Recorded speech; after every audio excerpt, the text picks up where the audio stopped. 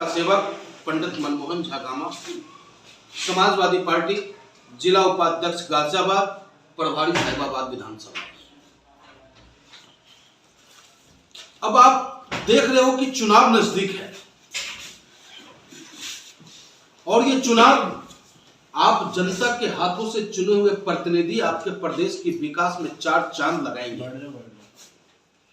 लेकिन वो उम्मीदवार होना कैसा चाहिए, जीत किसकी होनी चाहिए, इस पे मैं आपसे चर्चा करना चाहता हूं। एक तरफ हमारा और आपका नेता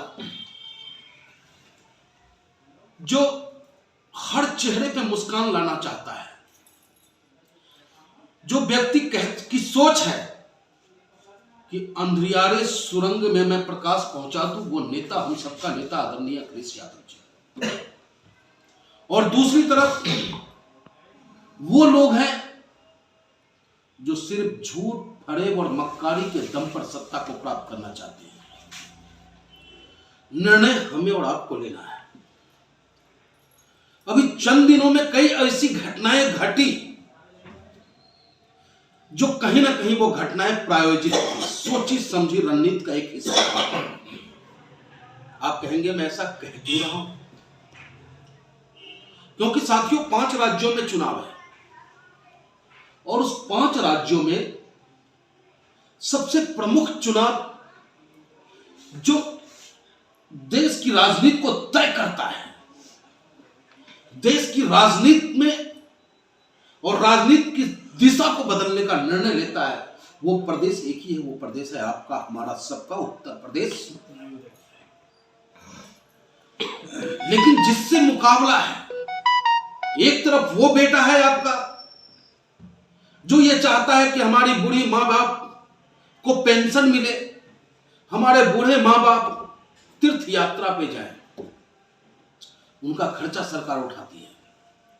एक तरफ वो लोग हैं जो चाहते हैं कि मेरे बूढ़े मां बाप या तो 2000 की नोट बदलने के लिए बैंक की लाइन में लग जाए या फिर 5 किलो राशन के लिए दुकानों पे लाइन में लगा रहे।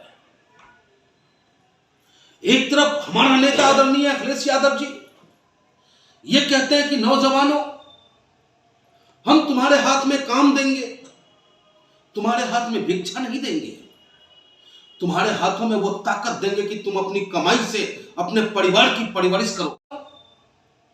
हम तुम्हारे हाथ में काम देंगे, तुम्हारे हाथ में भिक्षा नहीं देंगे, तुम्हारे हाथों में वो ताकत देंगे कि तुम अपनी कमाई से अपने परिवार की परवरिश करो।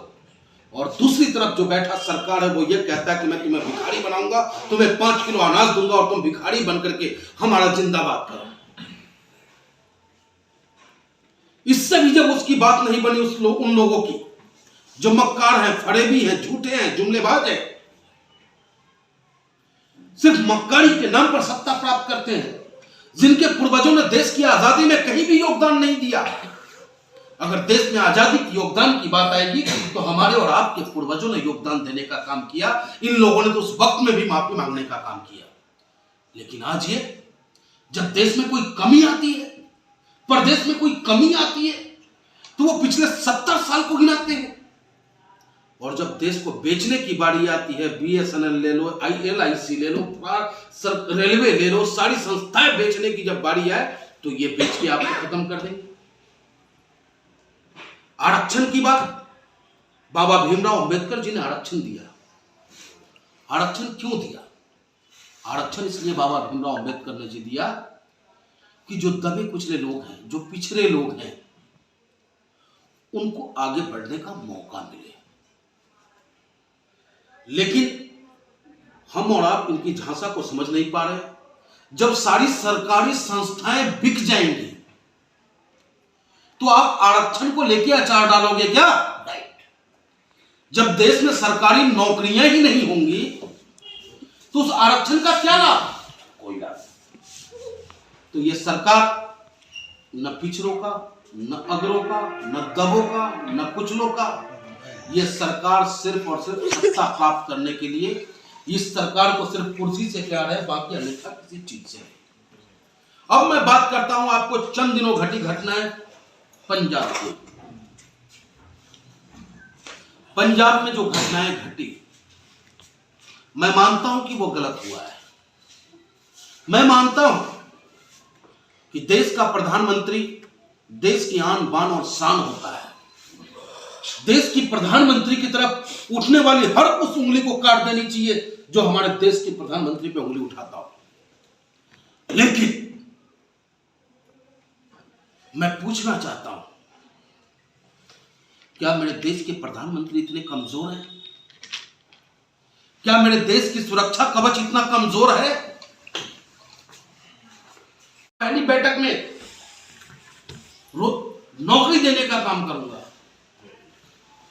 लेकिन ये क्या कहते हैं, क्योंकि इनके पास कोई मुद्दा नहीं रह गया, अयोध्या झांकी, पता नहीं क्या क्या डायलॉग मारते हैं और मथुरा रह गया है बाकी। इस तरीके की बात करके ये धार्मिक उन्माद फैलाना चाहते हैं। भगवान श्री कृष्ण हमारे भी हैं, भगवान राम हमारे भी हैं। कहते हैं ना कि हमसे और आपसे बेहतर तो वो पंछी है, परिंदा है, जो कभी मंदिर पे जाके दाना चुगता है, कभी मस्जिद पे दाना चुगता है। हमारी जाति एक है, वही इंसानियत की जाति है। और इंसानियत जिंदा होगा, देश हमारा होगा तो धर्म भी होगा, जय श्री राम भी होगा, नारे तकबीर भी होगा, अल्लाह अकबर भी होगा, वाहेगुरु भी होगा। और जब देश ही नहीं होगा तो हम और आप कहां होंगे? आप कैसे भूल जाते हो? बाकी लोग बात ही करते हैं। जब हमारे नेता आदरणीय मुलायम सिंह यादव जी रक्षा मंत्री थे, रक्षा मंत्री रहते हुए जब वो कश्मीर के दौरे पे गए, पाकिस्तान की तरफ से गोला चल के आया था। उन्होंने पूछा ये क्या है? कहा पाकिस्तान की तरफ से गोला आया है सर। कहा चलो मेरे साथ और बंकर को उड़ाओ। तो नेता देश को वो चाहिए जो मोर्चे पे फाइट करना जानता हो, सिर्फ 56 इंच की बात नहीं करना जानता हो, सिर्फ 56 इंच की बात करता हो और अपने देश और अपने प्रदेश के लोगों से उनको डर लग रहा हो। तो ऐसा नेता देश को नहीं चाहिए। देश को नेता वो चाहिए जो देश की जनता के बीच जाकर जनता की बात कर सके और जनता की मन की सुन सके। मैं समझता हूं कि आप लोग समझ गए होंगे मेरी बात। उम्मीद करता हूं कि आने वाले 2022 के चुनाव में समाजवादी पार्टी के मुखिया आदरणीय अखिलेश यादव जी को अपनी कीमती वोट देकर, क्योंकि आपका एक एक वोट कीमती है, अगर आपने एक वोट भी चूक कर दी दोस्तों, तो विकास पथ में रोड़ा अटकाने का आप काम करेंगे, अपने आने वाले वंशजों को गुलाम बनाने का काम करेंगे, बाबा भीमराव अम्बेडकर के संविधान को तोड़ मरोड़ करवाने का काम करेंगे। इसलिए आदरणीय अखिलेश यादव जी को जिताएं और उत्तर प्रदेश को विकास के पथ पर लाने का काम करें। जय हिंद, जय भारत, जय समाजवादी पार्टी जिंदाबाद, समाजवादी पार्टी जिंदाबाद, समाजवादी पार्टी जिंदाबाद, माननीय अखिलेश यादव जिंदाबाद, माननीय अखिलेश यादव जिंदाबाद, माननीय अखिलेश यादव जिंदाबाद। हमारा मुख्यमंत्री कैसा हो? अखिलेश यादव कैसा हो? हमारा मुख्यमंत्री कैसा हो? अखिलेश यादव कैसा हो? बहुत बहुत धन्यवाद। गामा भाई जिंदाबाद, गामा भाई जिंदाबाद, गामा भाई जिंदाबाद, इंकलाब जिंदाबाद। करता हूं, लेकिन देश की असीमता और देश के मान सम्मान से कभी मैं समझौता नहीं करूंगा, क्योंकि वो प्रधानमंत्री हमारे भी हैं। लेकिन अफसोस कि हमारे देश के प्रधानमंत्री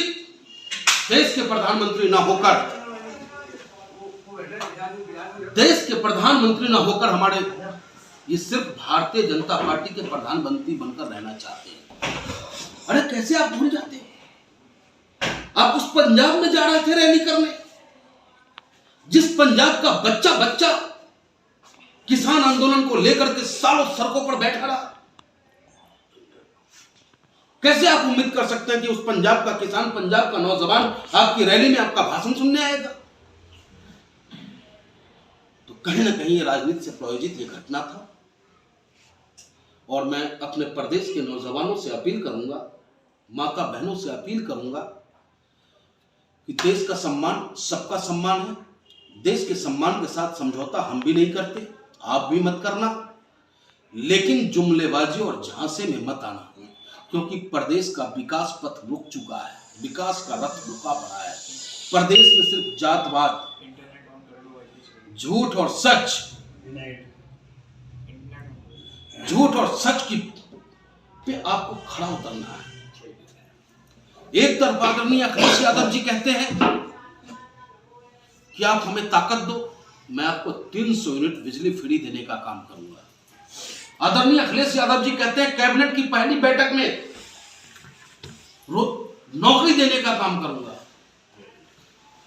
लेकिन ये क्या कहते हैं, क्योंकि इनके पास कोई मुद्दा नहीं रह गया, अयोध्या झांकी, पता नहीं क्या क्या डायलॉग मारते हैं और मथुरा रह गया है बाकी। इस तरीके की बात करके ये धार्मिक उन्माद फैलाना चाहते हैं। भगवान श्री कृष्ण हमारे भी हैं, भगवान राम हमारे भी हैं। कहते हैं ना कि हमसे और आपसे बेहतर तो वो पंछी है, परिंदा है, जो कभी मंदिर पे जाके दाना चुगता है, कभी मस्जिद पे दाना चुगता है। हमारी जाति एक है, वही इंसानियत की जाति है। और इंसानियत जिंदा होगा, देश हमारा होगा तो धर्म भी होगा, जय श्री राम भी होगा, नारे तकबीर भी होगा, अल्लाह अकबर भी होगा, वाहेगुरु भी होगा। और जब देश ही नहीं होगा तो हम और आप कहाँ होंगे? आप कैसे भूल जाते हो? बाकी लोग बात ही करते हैं। जब हमारे नेता आदरणीय मुलायम सिंह यादव जी रक्षा मंत्री थे, रक्षा मंत्री रहते हुए जब वो कश्मीर के दौरे पे गए, पाकिस्तान की तरफ से गोला चल के आया था,